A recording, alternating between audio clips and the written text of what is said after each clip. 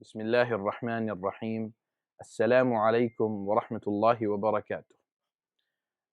At some point, every student of Arabic asks, will I ever reach a point where I'll be able to understand anything and everything that I pick up in Arabic? Anything and everything that I read in Arabic? The answer is yes, but not how most people think. So, what do you need to do in order to get to this stage where you're able to access Arabic works easily? You're able to read and understand, you're able to comprehend what you are reading. You can confidently, understand the meanings, infer things, understand implications, and so on and so forth. You can be comfortable with classical texts in different Arabic sciences. You can be comfortable with Arabic literature. How do you get to that point? Well, to understand that, we first need to bust a myth, if you like. The myth that one can understand everything and every single word on a piece of paper or on a page in a book. That's not possible. Even ulama, scholars, don't get to a stage where they know the meaning of every single word on a given page. Think about it. Your mother tongue, you're comfortable with it, you speak it at home, alhamdulillah. If you were to pick up a book in your mother tongue, which could be English, could be any other language, will you understand every single word that is there on every single page? No. Instead, what you do is, as you're going through the text, you're familiar with most of the vocabulary, not all of it, most of it.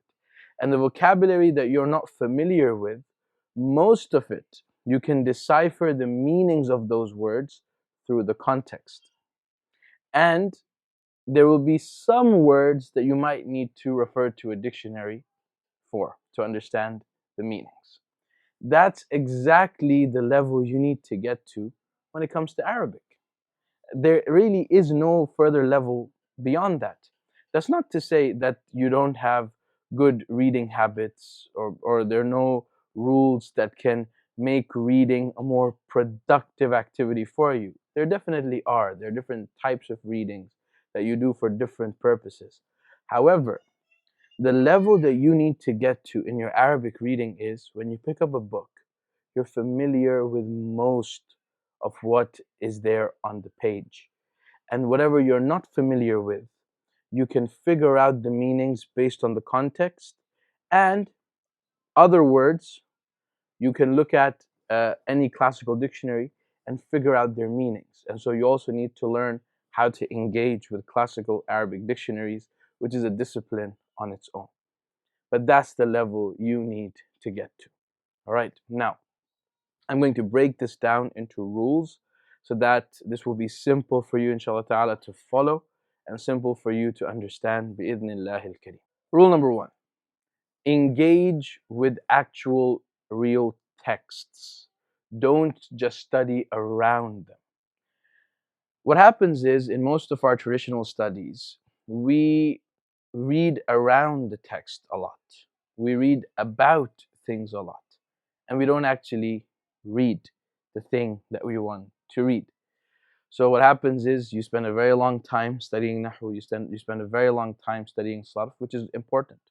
Very, very important. Studying Nahu is crucial. Studying Sarf is crucial. Studying Balagha, very important. There are other important disciplines as well. Ilm al-Ishtiqaq.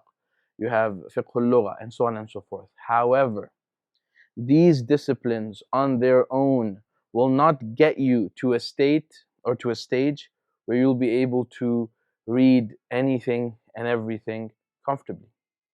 All right?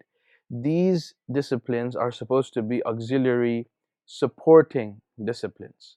They're supposed to aid you in your reading. They're not supposed to give you the reading skills that you need. Those reading skills, you will acquire them through actually reading. This is like, for example, someone who wants to play professional football, and they keep on reading autobiographies of world-class footballers, and books on tactics and whatnot. طيب, soccer for the American and Canadian brothers out there, right?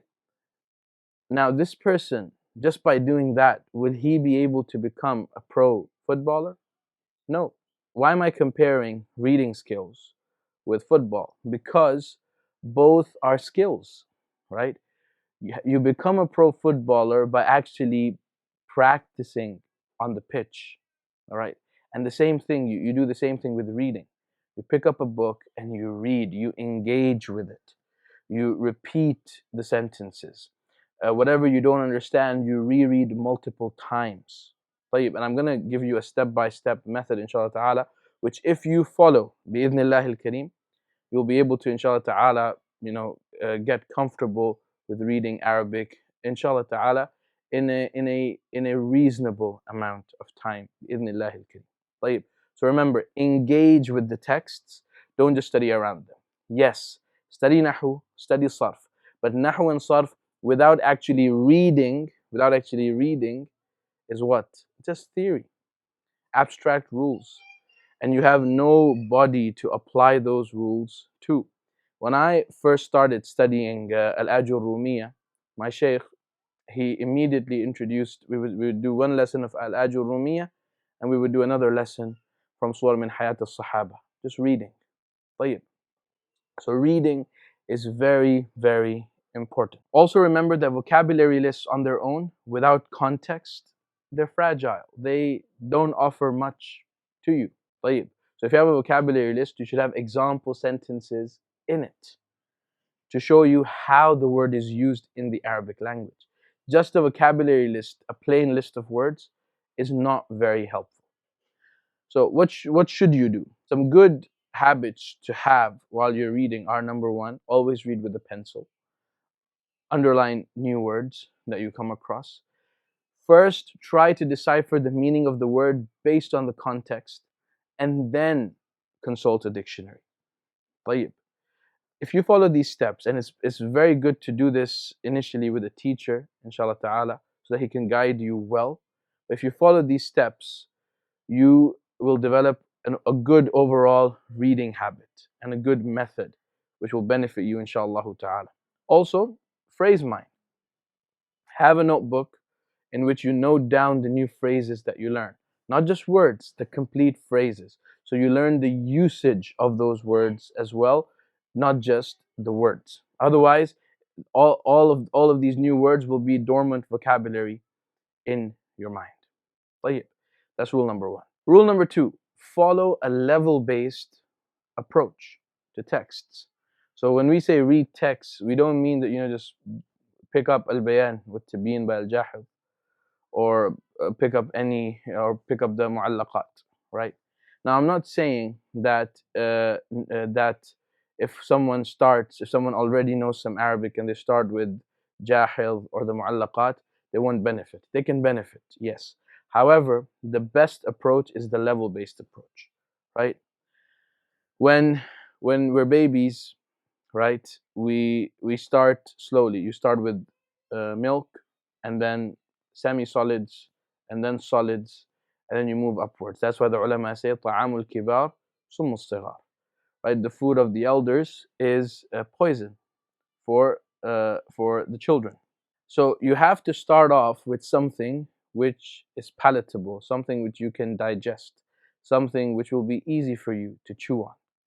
طيب. And I recommend starting off with prose before poetry, nathar before shi'r. طيب. Straight prose before studying poetry.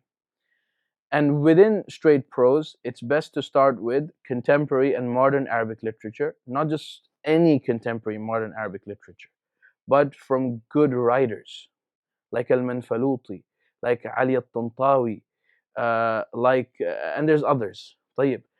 Al-Manfalūṭī is a very good starting point. If you already know some Arabic, you've done the Medina books, you've done Arabiya Bayna Yadayk, Al-Manfalūṭī is an excellent starting point. You can start with some of his works, some of his short stories, some of his maqalat. You can do them with a teacher, and you will benefit immensely from how he uses words, his balagha, his eloquence, the way he structures his sentences, and you'll start to adopt that style as well in your own writing, inshallah ta'ala. So have a level-based approach. Start with simple prose, طيب, then move on to more complex prose, and then simple poetry, and then move on to more complex poetry. Within poetry, start off with easy poetry like Lamiyat ibn al-Wardi or Unwan al-Hikam by Abu al-Fath al-Busti, and these types of poems which don't use a lot of gharib words, طيب, and whose structures are generally easy to comprehend. And then you make your way upwards. You go to your Mutanabbis and your Abu Tammams and your Mu'allaqat and whatnot. Your Farazdaq, Akhtal, and then eventually towards the Mu'allaqat. And now, so that's rule number 2, follow a level-based approach. Rule number 3, don't avoid difficulty. Control it. Right? If you always want material that you can easily comprehend, then what will happen is you won't develop further in your reading. So what's important is your material shouldn't be too difficult that you're searching the meaning of every single word. If you're searching the meaning of every single word, then that book is not appropriate for you. But you need to start with something that's easier than that. However, if there are occasional new words, or a new word in every other line, then that's fine. That's fine. طيب, that level of difficulty should be appreciated and it should be controlled. And what you do is you try to infer the meanings of those words first based on the context, and your teacher can verify whether what you've understood is correct or not. And then, if you're still unable to decipher based on the context, then you consult classical dictionaries and get to the meaning of the word. طيب, this is the practice that needs to be involved in this whole reading process. If you don't follow these steps, then your reading will not be very fruitful and very beneficial. Rule number 4, repetition is more important than variety. Reading one text 10 times at different levels is better than reading 10 different texts. So you read the same text once to just get an idea about its vocabulary. You read it another time to understand its grammar and its tasrif. طيب, that's good. This is something that you should be doing. You should be engaging with a single text at multiple levels, strengthening your comprehension ability and also the application of nahu and sarf rules. Now, rule number 5, meaning should come first and i'rab, grammatical analysis, should come second. Now, in the initial stages, usually i'rab will come first. You're grammatically analyzing the line first, and then you're understanding the meaning. But this needs to be reversed. You need to get to a stage where you can understand what the text means even before you grammatically parse it. طيب, and then your grammatical analysis should be based on that understanding of the text.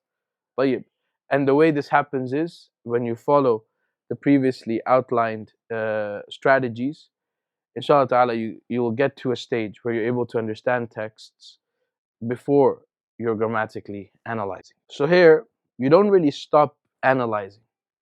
You don't stop your grammatical analysis, but you stop needing it to understand the basic meaning of the text. Finally, all we will say at the end is, you realize, and the day you reach your goal, you realize you're no longer afraid of Arabic texts.